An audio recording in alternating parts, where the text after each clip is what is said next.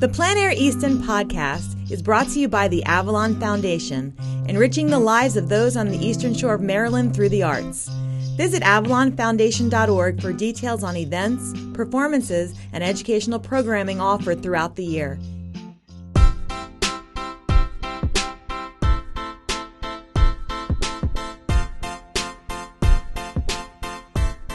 All the Instagram followers I've gotten in the last month have been like Russian models who are trying to get me to buy Bitcoin. So I don't know if I'm doing something right or wrong. I'm doing something. Well, it depends on what you need. And they won't realize that that's like a thing of the past for another 5 years or so.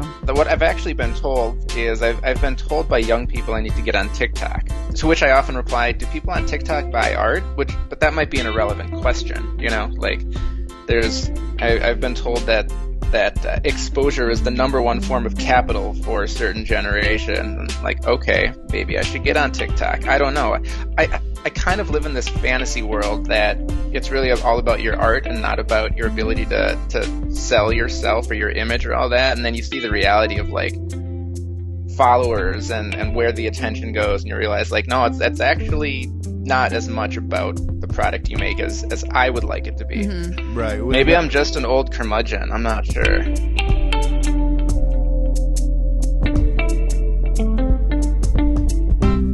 All right. Welcome, everybody, to the Plein Air Easton Podcast. My name is Tim Wagon, and I'm here with Marie Nuttall.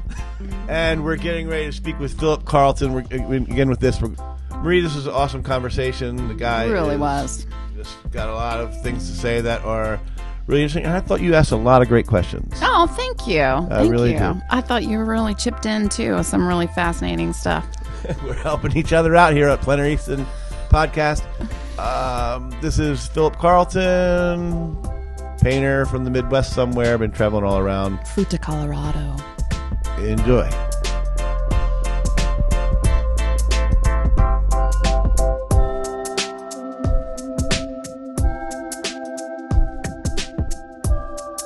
Yeah, I could still keep pulling threads on that, too. I think that's really interesting. We are talking about it, but Marie wants to talk about that for the whole show here. I know. Yeah. We're with Plein Air Easton artists. Perfect. We're going to need a special guest that can tell us about TikTok if we want to do the whole discussion. We had a big TikTok. Promised land, apparently. We had a big TikTok discussion Monday at our meeting at our weekly meeting for the Avalon. So it's kind of funny that you brought that up. Anyway, as I was saying, we are here with Philip Carlton, Plein Air Easton artist. I do not know Philip. Marie, what is Philip's background with the festivals? Is this his first year? Is he just in this year? Has he been in 10 times? No. So Philip's first year was pandemic year, 2020. Ooh. You were juried in, and you were brave enough to take us on and be like, I don't know what y'all are doing, but I'm going to show up and do this. I did the road trip from Minnesota, managed to not catch COVID on the way. It worked out pretty all right. Awesome. I just remember that one point where you were like, take a picture of me with my wall so I can show my parents, because you were just you were so happy and pleased, and I was so happy that you made the trip and took us on. I remember his artwork now. I remember his artwork. Yeah. It was great, Philip. Thank you. So what did you think starting at Plein Air Light, between Plein Air Light and like the real deal the following year? It was different. It was really nice to be able to kind of get attuned to the area the first year. And it did afford that, didn't it? That was great. Especially because prior to that, I really hadn't had a lot of experience painting water, boats, or any of that. You know, I've always been either painting in like landlocked Minneapolis or out in the mountains in the desert out here in Colorado and Utah. So it was really good to get a sense for the space. But what I didn't realize the first year is just like how awesome people treat you. And I think one of the things that really in the second year is like, wow, like you feel like you're actually part of something and really like appreciated by all the collectors and the staff. It was really good to see how it's actually kind of run the second year, even though there were certain things that were like there was different. A little tension the first year you were here. There was it was there was a lot of fear. Understandably. Oh yeah. I remember when we set up that room over there. The studio stage. Yeah. In the Talbot Town, and I would only go in for 10-minute intervals. I would go in, I'd do 10 minutes worth of whatever we needed to do, and then I'd walk out because that's how parent. And then some people weren't doing that, and then I was saying, look, you got to take care of yourself. You make sure you don't get sick. And then they were saying, I know, but I've got to do this work done. And then they would start crying, and like it was very, very different than last year. Emotional, very, melting very different pot. than last year. But and Philip, when you painted differently, coming from the city to the waters and that the open vistas of Talbot County or Eastern Shore, did that change your painting, and not in painting necessarily physically, but like the way you have to look at things or the way your brain process things at all? And if so, it could be not, but if so, how did that happen? So I think the first 2 years I was there, I definitely spent more time focusing on clouds, because coming from the Midwest, it's like a different class of cloud when you get to a coastal area. I really enjoyed that. But then also, one of the things that I spent a lot of time thinking about is how would I take my interests, what I find aesthetically interesting, and apply that to an area without just kind of falling to the, I don't know, call it like the tropes of painting for a certain like class of tourist or something. Like sometimes what I think is really cool art might not be. It takes time for me to go somewhere and think like, okay, you can paint this, you can paint that. Like, look, there's beautiful water, there's cool boats, there's lots of stuff you can paint. And then it took a couple weeks of spending time there to really kind of figure out like, what do I want to paint and why? And that's why I was appreciative of having like both such a long event and being there twice so far. Really kind of figure that out. I'm still figuring out what I want to paint. Like I was at I did Door County Plein Air this last year, and did some kind of like pure wave paintings, which is something I had never done, and I enjoyed it. But I'm still like, is this what I'm artistically interested in? Is there something this can be more interesting? Let's go back and unique? to this thing where you said you used the phrase really cool art. What I think is really cool art. Can you talk about that a little bit? So one of the struggles I have as a painter is that even though I look in a gallery that's full of like artists that are way more well known than me and maybe have great sales, like in Colorado, there's all sorts of beautiful mountain scenes. They're also kind of pretty often the same. And I'm like, okay, that's beautiful. That's impressive. Do I find it interesting? Or even sometimes I think a better question would be, this is like a good litmus test for me. If like, do I think this is really cool art? Would I invite my friends who don't really follow plein air, who don't really care about landscape painting, would I invite them to the show and be like, this is sweet, we should go here and then go out for a beer after or something? Like, do I think that somebody who doesn't consider themselves really into a certain part of the art world, would they enjoy it?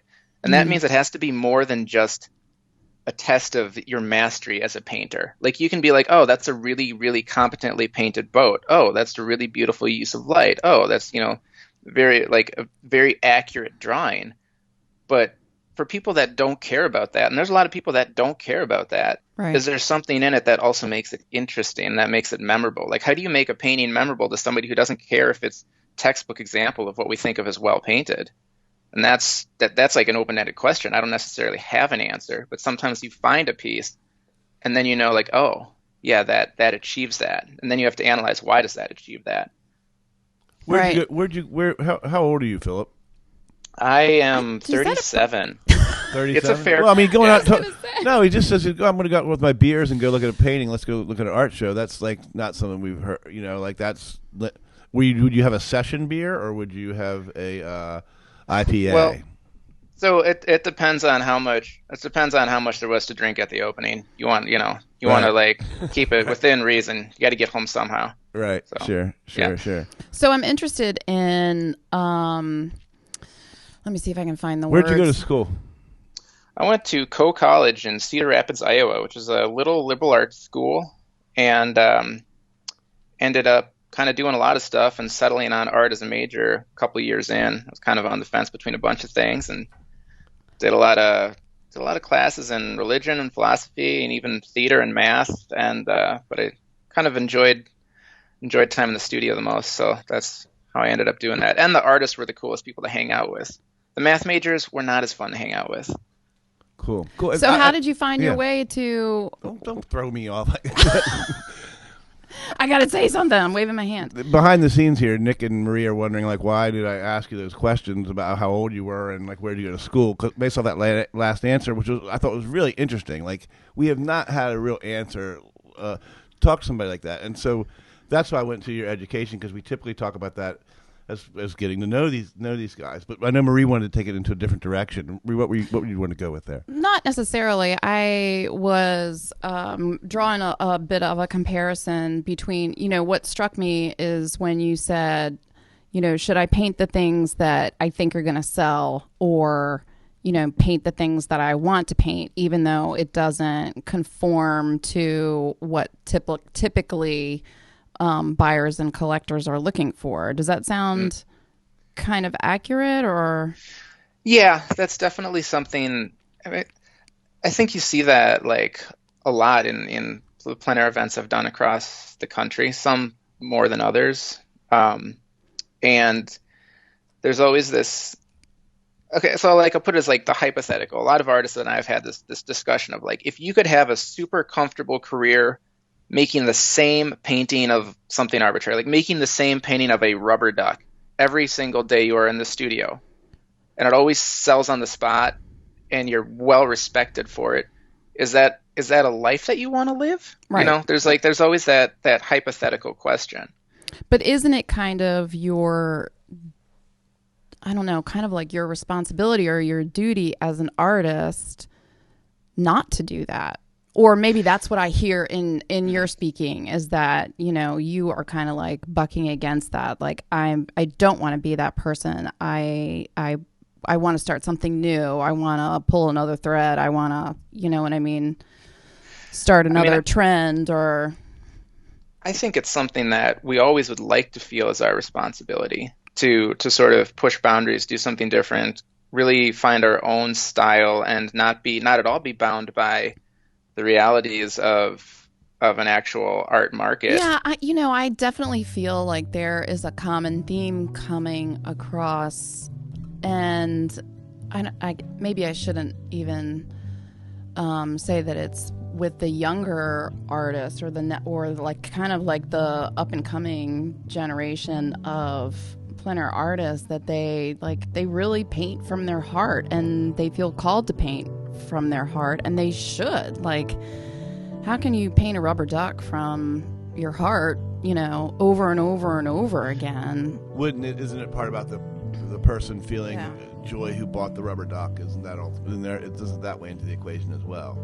It does, actually. That's a really good point. I also feel that being completely selfish as an artist isn't necessarily, so it's not why I paint. So this is again another like hypothetical, so to speak, is that I've asked myself in years past, would I paint if nobody would ever see it?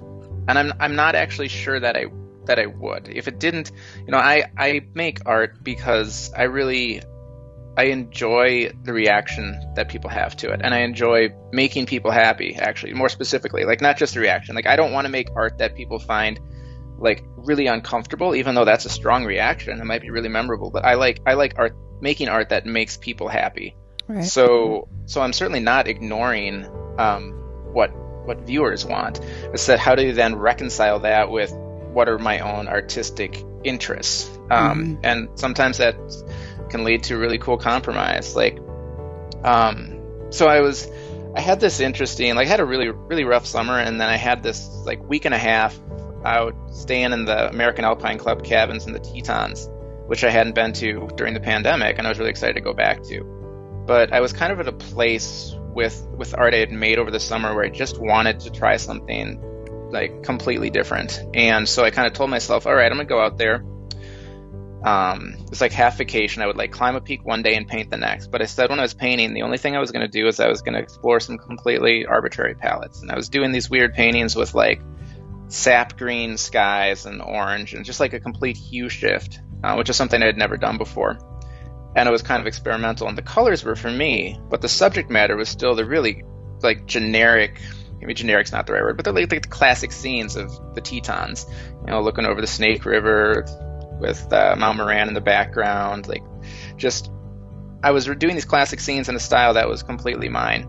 Did I sell any of them? No, but it was something that people could appreciate simply on the level of, oh, look at those mountains, I've seen that before, but also artistically it was something completely different for me. So that was an experiment, like finding what is that compromise when you want to try something completely different, really explore at the risk of offending people, and yet it's still grounded in some very classical scenery that all people can appreciate on a certain level. That was an interesting experiment. It's something I'd like to do more, and I'd like to see more artists do that, because I really like it when people get outside of our comfort zone. But the reality is, a lot of us don't have the luxury to do that, because you make too many paintings that only you like, and suddenly you can't pay your mortgage. Like, there is that danger that a lot of people have. Right. It's a can be stifling. Delicate balance, right? Where'd you want to go, Tim? Oh, you want me back in now, Marie? I'm allowed to come back in now? I thought you guys were having a great conversation. I'm looking at Philip's work now online. I knew he was. And I was just looking at some of the when you say classic sort of vista paintings, from what era are you talking about, and how do you know that? Because these definitely look classic to me. They look like I've seen them, but really done just in a really huge way. Very, sweeping, powerful paintings. I would have difficulty saying what era or quoting artists. I think that one of my, maybe, I don't know if I'm going to go so far as to say it's a shortcoming, but ever since I left art school, I never really paid a lot of attention to art history, and I was more focused on like either looking at contemporary artists doing something that I like, or just going out and painting and asking what do I like. I'm lucky to live somewhere where I'm surrounded by lots of scenery that can be very, very timeless. Like I live hour and a half from good views of the San Juan Mountains, which is about as classic as you can get, going from Ridgeway up into Telluride. I've got some friends in that area, and I can't say that I'm like consciously trying to like make art that harkens back to a specific period or is in the style of any specific painter, which is, I don't know whether that's good or bad, is something that I can't really answer. A lot of the work that I do that I think feels very traditional, like, oh, look, there's a mountain. Part of the reason I do it is because I just love to be there. Like, I just love being out in the mountains on a really good day. Oh, that's breathtaking awesome. Out there. So breathtaking. Well, that's funny. I'm looking at your page that is Plein Air Urban and Rural. If you're looking at philipcarlton.com, and I suggest you go there. I'm looking at that page, and this is gonna. I haven't had this feeling seeing paintings before, and particularly it hit me on this painting called Tire Trouble. Are you painting, and are all painters painting for it to be hung on a wall? Because these look like if they were on any wall that I had, they would just be visually very captivating.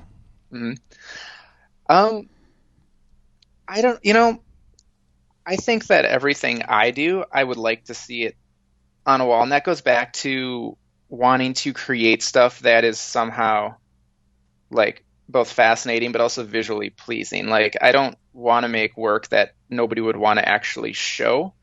I ran the risk of doing that a little bit during the pandemic, actually. And when there was like an actual lockdown in Minnesota, so this would be like March, April of 2020, I started painting stuff in the neighborhood, and it lived in a really like gritty urban neighborhood.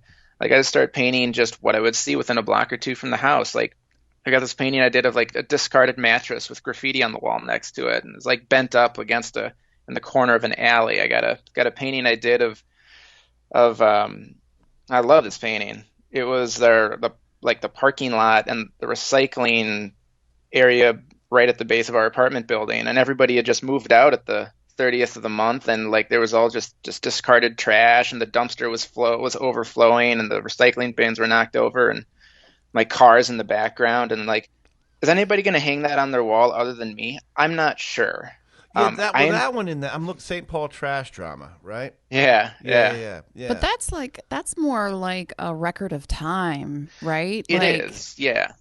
And I enjoy doing that. And I kind of like my pandemic body of work for that. You actually saw two of those pieces because I brought two of them to Easton to hang at the collector's opening. The big concrete recycling scene was one of them. Yeah, it was really good. Well, but so I definitely did some. I have done paintings where it's like I don't know if anybody's going to want to hang those, and my partner actually told me at one point, she's like, you should maybe try painting a few less dumpsters, which was a practical statement. I occasionally do still see stuff like that I want to paint, and I will. Do I think that making a body of work that you don't expect people to hang is good business? No, I don't necessarily. It doesn't mean I won't occasionally find something. One of my favorite winter scenes was just done on the solstice, actually, and there's this awesome sort of scrapyard just on the other side of the highway, so I think a mile or two from my house, and you get the view of the National Monument cliffs covered in snow behind it. And do I think anybody will ever want to hang that? I don't know. I think it's beautiful. That might be divisive. Do you like twisted metal and like broken trailers? Right. I don't know. It's cool, and it has a narrative to it. Yeah, I actually do like that kind of painting, but I don't know how much I could you put it on your wall. I have to have a big house, I think, and then to sort of just show that off and how good it is. I got some weird unfinished paintings that probably go in the category of like stuff that people won't put on their wall, but I don't know. I got this scene I've been going back to a few blocks from the house, which is like a giant discarded tractor tire in the foreground, and then the Colorado River and the National Monument in the background, and like sun coming through. It's weird. So I got some weird personal projects that I like to do in these shoulder seasons. Do you ever scrape over them? I have never painted over a painting. I actually have a box of old paintings from Minnesota, like panels that really I should just like sand down, gesso over, and reuse. They're sizes I use. It's been difficult for me to get to actually do that because of the nostalgia of like I'm not really painting Minnesota again. Like takes you back.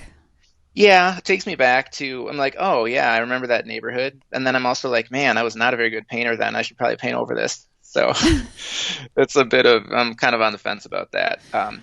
I find it's difficult for me to paint over stuff because I'm really, really sensitive to texture that exists. I've got friends that'll actually gesso their panels with like just thick, bold brush strokes of white gesso, and then they enjoy that texture. And then I'm clearly a different kind of painter because like I look at their work and I'm like, man, all I see is the underpainting. Like I just see the texture, and I'm just like, so I guess I must have some serious like OCD going on when it comes to texture on older paintings. So I generally start fresh, but I've been more particular about what I paint in the last 2 years or so, and I just try not to paint something unless it's something I want to keep. Like, and there are paintings that I've found a buyer for 2 or 3 years after making them. So I think that I just simply say, I don't do a lot of paintings where I'm like, well, it's an okay day, it's kind of hazy, but I want to go out and paint, and then be like, yeah, that was all right, and throw it out. It's more like, I'm not going to make a good painting today, so I'm going to do something else. I'm going to go for a bike ride. I'm going to go do some marketing. And then the days when I'm like, oh, it's going to be a really good day to paint, that's when I'm just like, I'm going to make something that's going to be something worth keeping. It's maybe not the best philosophy. Like, it's not something I would tell an art student necessarily, which is like, everything you make needs to be good. And if you're not in the zone where you're going to make something that's amazing, that's going to be some of your best work ever, like, don't make it. Do something else. Focus on your fitness. Focus on dealing with the stack of dishes in the kitchen. Go play with your dogs. Like, do something fulfilling in your life. But when you're ready to paint, make sure you paint something that you're going to want to keep. and that people are going to appreciate. Like that's not necessarily it's not a very reasonable thing to tell somebody who's just getting into painting, but it's kind of the way I work. Like I would rather take the best days and have a full reserve of energy and make something I know I'm going to want. And if I look at a scene and I'm like, I don't know if I can make that work. I don't think I can make that work. I'm just like, well, I'm going to save the paint. You know, there's other things to do in life than sit and make a painting that you're not going to keep. Well, therein lies the reason why I don't pick up a brush very often. Because if it's not going to be a spectacular painting, then I don't want to do it. There's probably the reason why I don't have kids. I'd give them the worst advice ever. They'd be so traumatized. What do you got, Tim? I'm just listening to you guys. Marie, you do great work. Your art's great. Yeah, I know, but that really resonates with me because definitely. Because I must have like 6 or 8 canvases in my basement, and I just, like I don't feel like the conditions are right, or I don't have the brushes that I want, or I don't have the paint that I want, or and there's also too there's a whole philosophy, and Seinfeld has even referenced this, like you somebody says they're going to go work. I'm going to go work every day. I'm going to work out for a half an hour, hour and a half every other day, Monday, Wednesday, Friday. And Seinfeld was telling his kids, he's like, no, you're not. He's like, you're going to do it for like 45 minutes.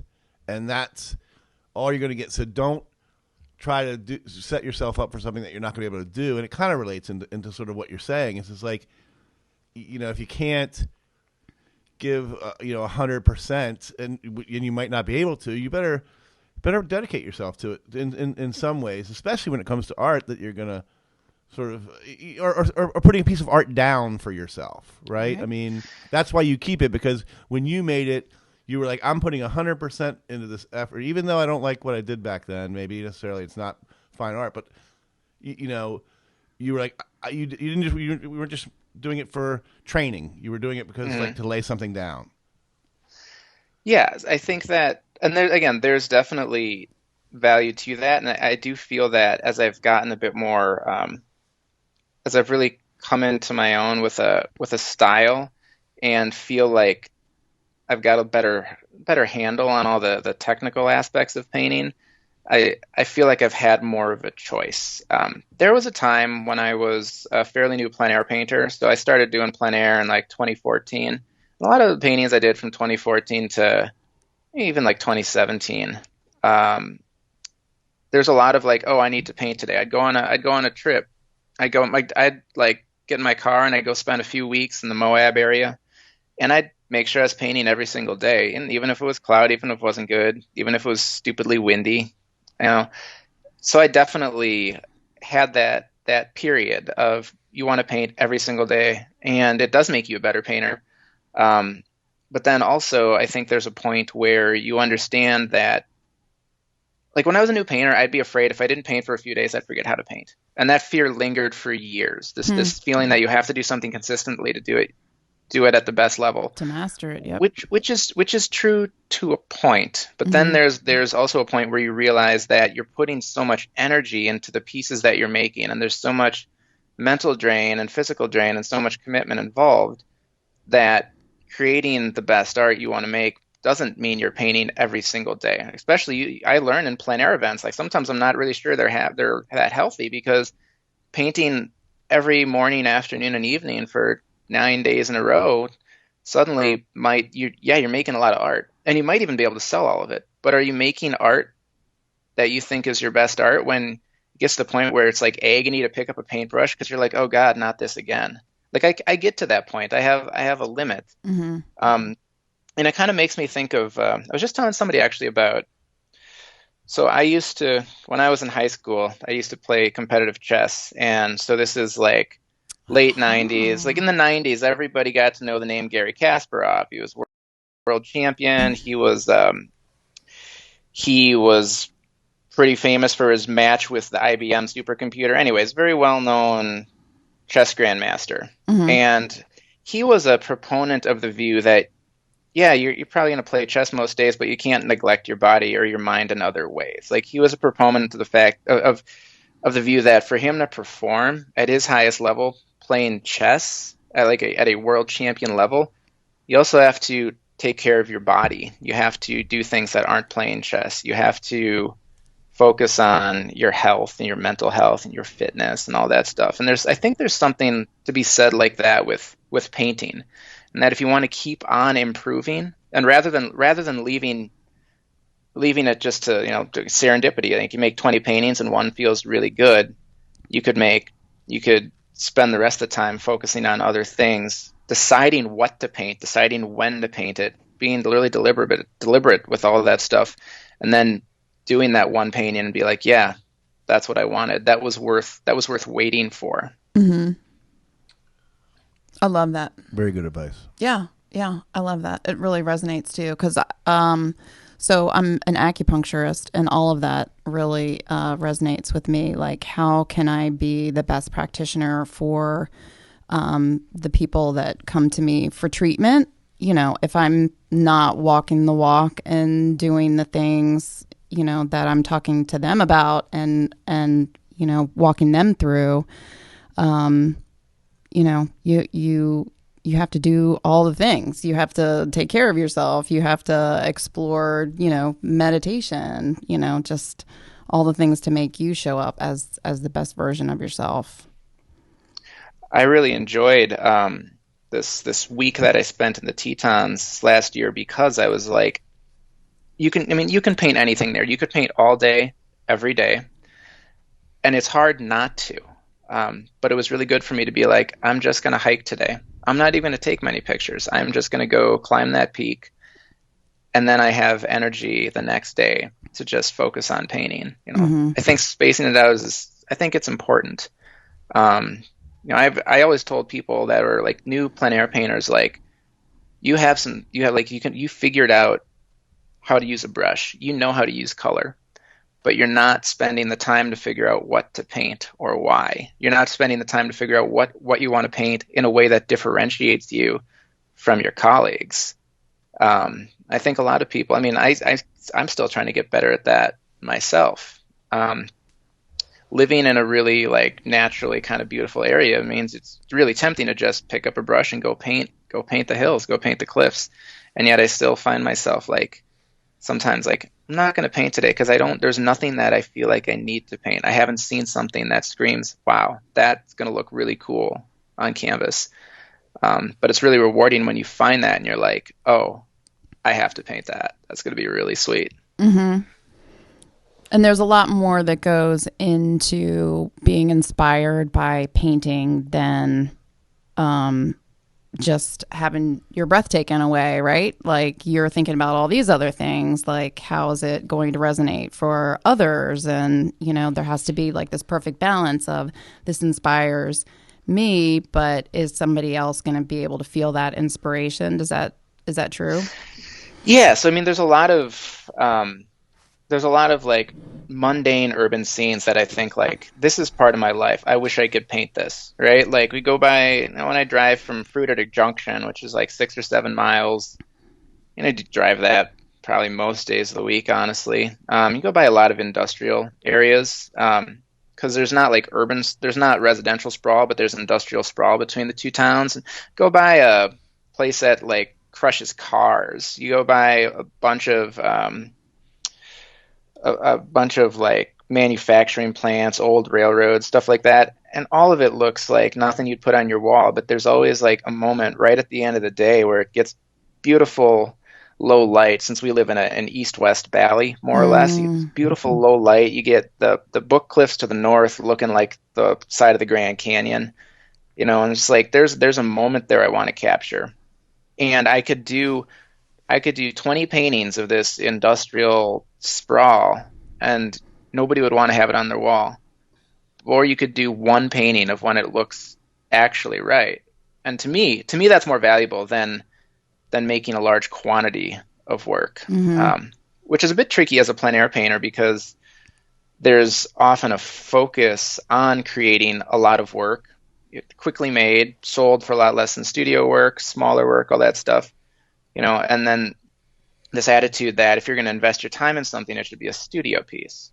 which may be true. That's probably good business, but part of me is still like, why can't you have both? Why can't you have plein air that you spent forever planning, and really invested yourself in, and let that be your product, rather than having to feel like you're pressured to make some kind of a body of work which is individually like less impressive.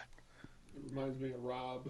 I totally went there too. So, Rob Barber, have you had a chance to hear him? He was here last year, right? I think so, yeah. Mm-hmm. And then in 2019, I think he was here for a 2-part talk about his plein air work that he's been working on for a decade now. Mm-hmm. Yep, I think that. Wow.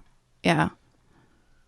Yeah, I mean, That's it's pretty awesome. impressive work. Yeah. I mean, it's massive in scale, and just you can, I guess, I don't know, you see his brain at work or something. I don't know, it's something very sort of transformative when you look at that painting that he's been working on for 10 years, for sure. I like that you use that phrase, see his brain at work. I think that's another thing that I really appreciate in any kind of a painting is I want to see.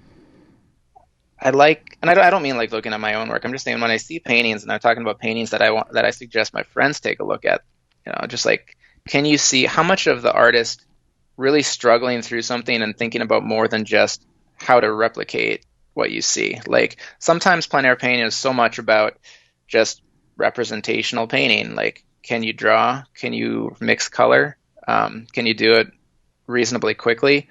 But then sometimes you look at something and you're just like, I don't know what was going on in that artist's head, but I want to explore it. Like, and it just makes you stop and think and really analyze the scene beyond something as simple as color and brushwork. And I love it when you can see that in a piece, and really, when a piece gives you more questions than answers. Like, that's a really cool experience. So did our juror Nancy Tankersley this year. That's exactly what she said she was looking for when she was looking through the images. What'd she say? Like, if you can draw, if you have a command of color, if you have, that's what she said that those were hallmarks of what she was looking for. Right. And he's, And so, and if you were listening and want to reference any of what Philip was just talking about, go to philipcarlton.com, because you can really see his brain at work in a lot of that stuff. So pacarlton.com. pacarlton.com. And Nick, our producer here, this is a big operation here, everybody. We've grown from 2 people. We got a technician. We got somebody writing down every word we're saying in the whole thing. We've got a producer, and I think Nick had a question. Nick, we're going to get to some rapid fire questions upcoming here in a minute. Rapid fire's coming. But Nick, what did you want to ask Philip?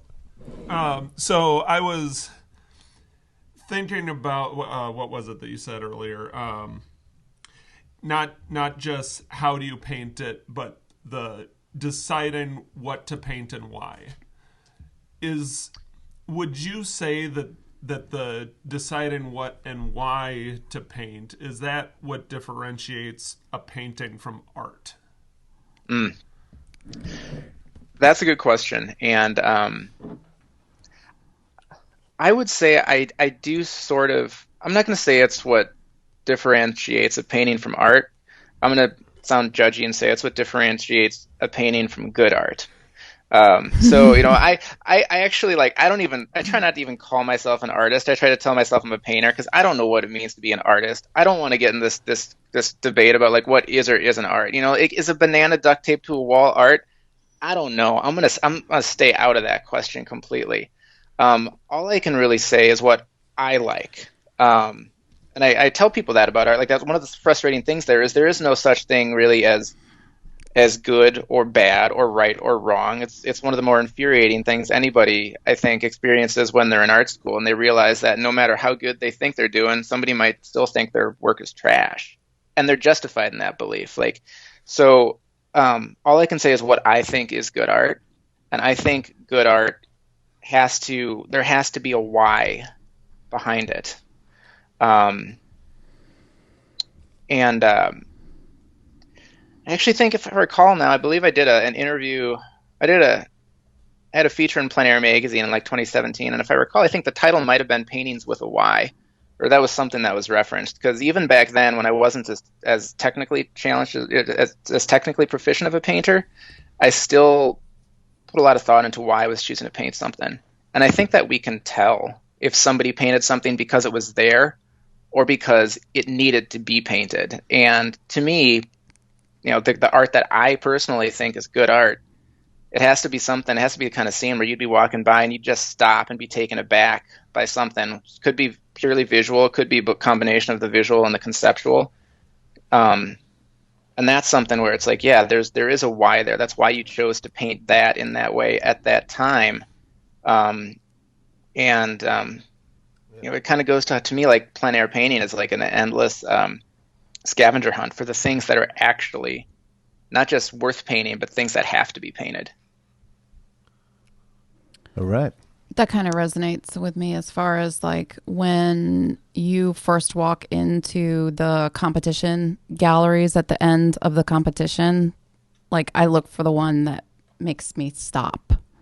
Did you have that experience as well when the artists are unleashed and allowed to see the whole entire collection? Or are there pieces that you're like, well, hopefully that would be your artist choice, right?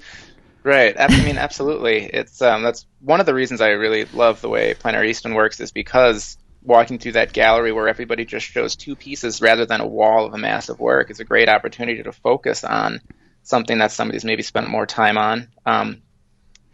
And the other, in addition to that, those pieces that make you stop, the other thing that I really think of when I tell people, like, what is good art? And I would argue that the best paintings in that show are the ones that you remember vividly a year or 2 or 5 years later. Because a lot of them you will forget. You might have a vague memory of like, oh, there were some colorful pieces in that corner. That artist is really cool. I spilled my wine over there. Sorry about that. You might have some vague memories of the opening, but there will be pieces that years later you remember like it was yesterday. And to me, that is what makes good art. And I would argue that more often than not, those pieces you remember a long time in the future are not going to be the ones that were simply well painted. They're going to be the ones that were well painted, but they did something in your brain that made you focus on them in a way that was deeper than anything else in that show. Absolutely. That's what your dump painting did to me. Her whole wall did because of that painting, but that was the painting that got me. That's not. I'm not trying. I didn't know that was Philip Carlton until I started talking to him today. So, but yeah, so that's great, Philip. So to me, you've also painted a dumpster, right? I mean, we did. Nick and I both painted a dumpster. We do a painting every year in the quick draw, and as a group painting, anybody can paint on it. Nick is actually a pretty proficient interpreter of the scenes. And once I'm the collector. Super invested. I'm collector of the products, really. And every time I walk by, Nick. But it made me think of last year. I had to paint out of necessity because I needed to be close to the building, and I picked this incredibly hard subject, thinking like I'm gonna just go for it this year. That's the worst painter in the world, and. Was this the most number of competition artists that you had putting their brush to that? We had a couple because it's been going on for 20 years, yeah. So they know to come around. But anyway, I picked this thing because I had to, and it wasn't because of the why. You know what I mean? It was like, okay, well, I can try to get the why out of this, but like the subject I picked was just to do a painting because I had to be close to work. Whereas the trash can, actually came out pretty well. I mean, we had. Well, the one time the Metropolitan Dan Weiss came by. He was judging the outdoor quick draw, and he was walking by, and Nick and I happened to have a free moment. So we're like, he's gonna go look at our painting. So we walked up into him and he didn't know who we were, and he looked at it, he felt us walk around, and he says, "Kind of reminds you a little bit of Michael, doesn't it?" And we were like, "What?" And we walked away, and Nick said, "Did you hear that?" And I was like, "Yeah." He said it reminds him of Michael or something. I don't know what it means. He's like, he meant Michelangelo or whatever. And I was like, "What?"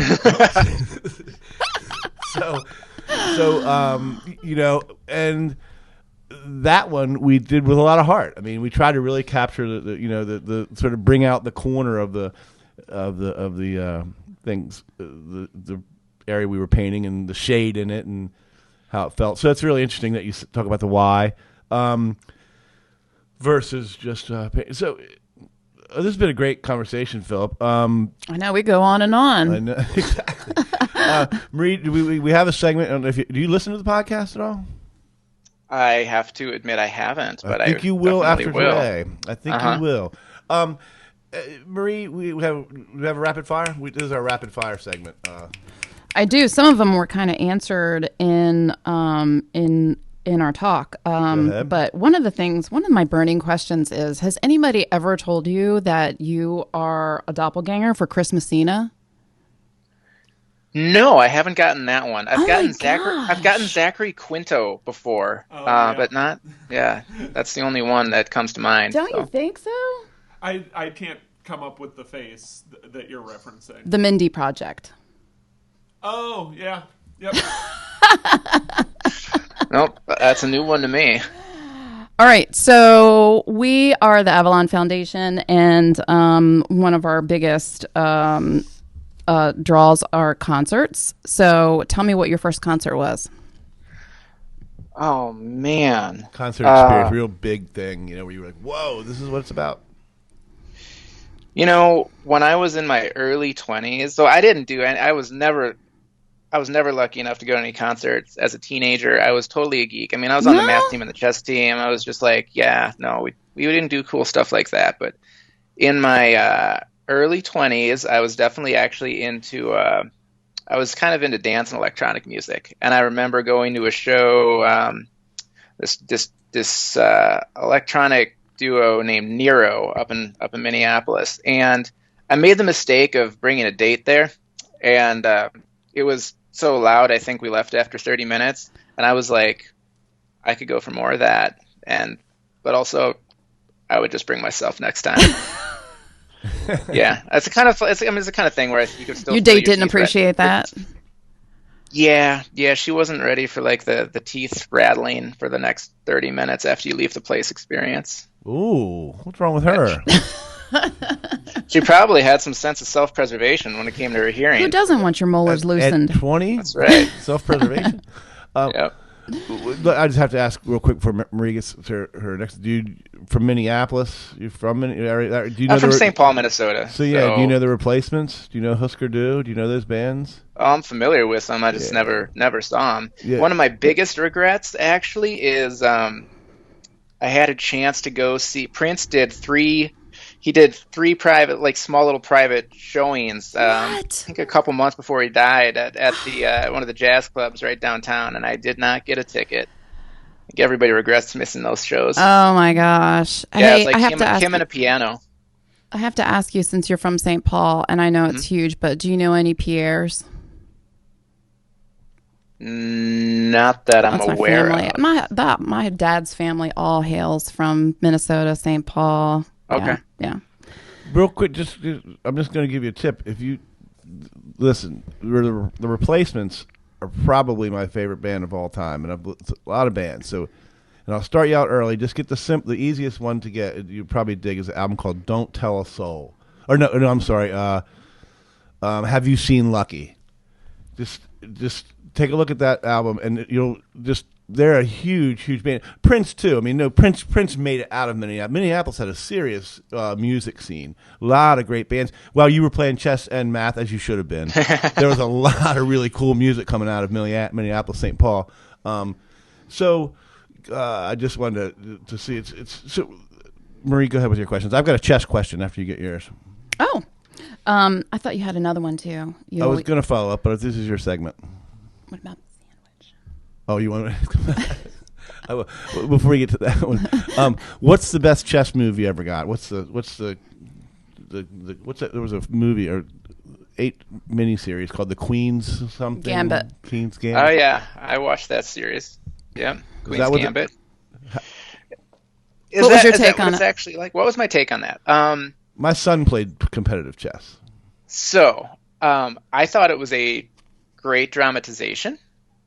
I think that's somebody that actually like was on the chess team as, like 14, 15, 16. Like, I think there was some eye roll. It's just like, yeah, you don't get that good at chess without losing a few games in the process. So my biggest beef with that movie is the suggestion that you can get to any level of mastery without losing a bit. Because everybody does, and it's healthy. I mean, the same way that you can't figure out how to paint until you've made a few paintings that you absolutely hate, you know? Right. So other than that, it's pretty cool. There's actually a fun thing if you look it up. There's a current world champion, Magnus Carlsen, did a video analyzing the final game from that. He's like, you know, that's a pretty good chess game they put on that board. Oh. Yeah, no, he even analyzed it and gave some of his 2 cents on some of the sillier parts of the show, but I can imagine that it would just have to be legit. Like there are just too many fact checkers and professionals out there that you just couldn't put a fake game up there and be like, "Oh, this was so hard." It was an actual. I don't know if it was actually played, but it was a game with actual positions and actual problems, and so it was pretty well done in that sense.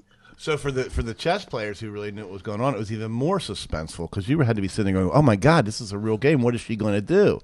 Yeah, there was definitely. It wasn't like you could look at it and be like, "There's 5 too many pieces on the board. What's going on?" Like they did a good job of keeping true to the realities of the game. Right. They pan over and there's like you know pieces missing and pieces reappearing. Right. 7 queens on the board for no good reason. Yeah, no, there was none of that.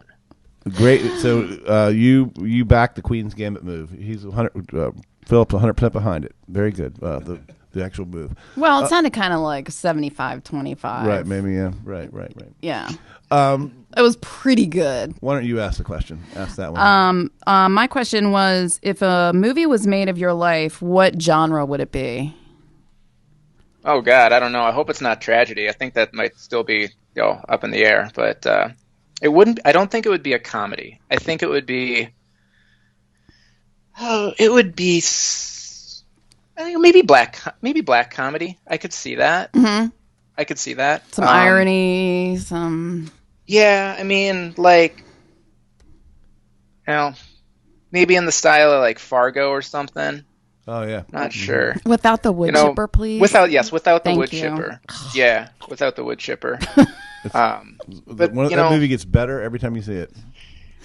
So you got to get that's good for you, Philip. Can't do it. The movies that gets better every time you see it. Philip Carlton. I would hope the so. Movie. Yes. There you go.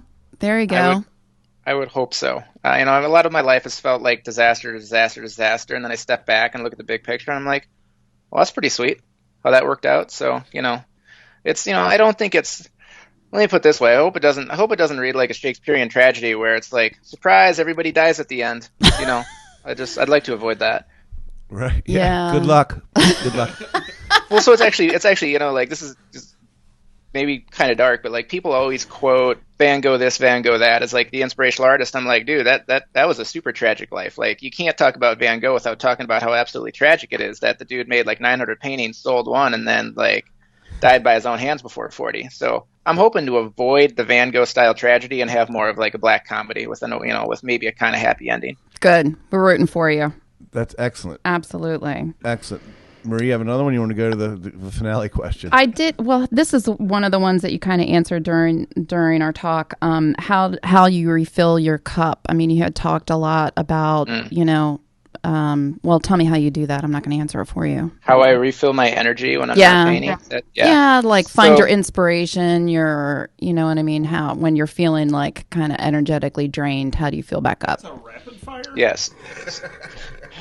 So I have to bike a lot. A lot of the friends I have out here, I don't have many friends like in the arts community out here, but I got a lot of cycling friends. So, I live in a town that's all about mountain biking. We got great trails, and sometimes when I'm not feeling the motivation to go paint, or when the weather's just not right, or when I just don't know quite what to do, like it just feels good to get on my bike and like ride up somewhere awesome. Like I live right at the base of the National Monument, which is great. It's one of the best roads for road cycling in the country. Like people come from all over the country to ride it, and I can ride from my house, and like 8 miles later, I'm at the visitor center, and another 7 miles, and I'm like at the top of the monument, looking down from almost 7,000 feet to the valley at 4,500 feet, and it's like, oh, I rode here from my house, and I can just coast back town. And sometimes that's a good thing to do, because it puts everything in perspective. You know, there's a lot of moments as artists we have where things can get like very dark and very frustrating. We're dealing with rejections, we're freaking out about money. Maybe we're just dealing with our own self-criticism and we feel like everything we've done in the last month is trash. And then sometimes it's good to have a reset button you can hit. And I just, you know, like I love riding up there and just checking out the view and being like, oh man, I rode my bike here from my house over the last hour. Like, I can't have screwed up too badly in life because this is pretty sweet. Yeah, exactly. What's yours, Tim? You have one? What's my recharge or my question? Your question. My question, what is the best sandwich? Oh, best sandwich. Oh, you know, I'm not, are we talking like specific or like general type here? What are we? What is the best sandwich? Oh boy. Okay. All right. You know, I'm going to have to say that I'm very psyched on sandwiches that I can make myself, and I'm really a fan of the BLT with fried egg and sriracha aioli on top. Wow. Sandwiches should both be satisfying, but also very accessible and convenient. That's the beauty of a sandwich, right? You know, if you're spending like 2 hours to prep food to make a sandwich, you're doing something wrong. So I'm all about like simplicity that still is an enjoyable experience. Simple and elegant. And that concludes Rapid Fire. There we go. Thank you very much, Philip, for talking with us today. Where can people find your work online? Do the brother a favor and check him out on Instagram at least. But where can they find you, Philip? pacarlton.com or my Instagram right now are the things to go to see the newest work. And that's P.A. Carlton, or Philip Carlton there? Yeah, okay. Yep. The A is for Alexander, so... I know, I put it in your online profile, so sweet. I got you. Yes. Go. Philip, well, whatever is going on with you're doing a show up in the Tetons, or we're talking about. Good luck with all that, and thank you very much for talking with us today. It has been wonderful to get to know you. I remember it was really neat in this interview to say, oh, well, this was this person's work that I really liked, and it was actually you talking to you today. So I'm sure your career's struggle like everybody, but you know your artwork's wonderful. And Marie, you got anything? We're gonna see you really soon. I'll be here before you know it. Yep. Coming back. Yeah, I'm stoked. I'm stoked to be back. Awesome. Yeah. Will you bring a bike?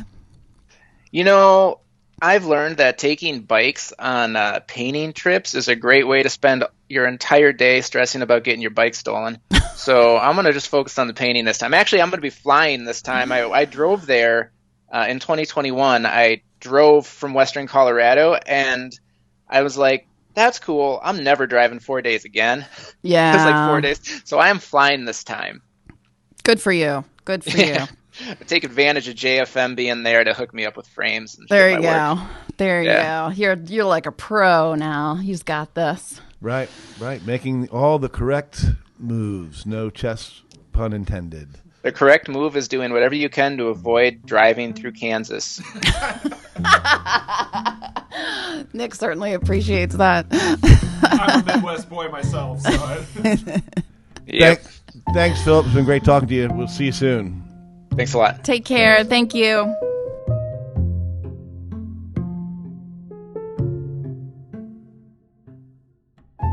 The Plein Air Easton Podcast is brought to you by the Avalon Foundation and was produced by Nick Richards. Our theme music was generously provided by Blue Dot Sessions, with additional episode music by Scott Gratton. Remember to rate, comment, and subscribe. You can learn more about Plein Air Easton at pleinaireaston.com.